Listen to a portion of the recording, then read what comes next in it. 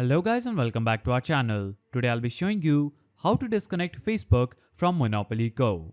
So in order to do this, first of all, navigate to your Facebook application and you will see an interface that will look something like this. Here you'll have to simply navigate to your menu by clicking on your profile icon at the top right side of the screen. Now on this page, scroll down and click on Settings and Privacy. Now after clicking on Settings and Privacy, you will see this page. We'll have to click on Settings. Now, after click on Settings, it will take you to this page where you'll have to search for Your Activity section. Now, when you click on Your Activity, it will show you some options where you will see Apps and Websites. Click on this option and it will open up this page. Here, click on Monopoly Go option. So here you will see all the apps that will be linked with your Facebook account. Simply click on Monopoly Go, then you will see this page where you will see the remove button at the top under Monopoly Go. Click on remove and click on remove button again. Now, when you click on remove here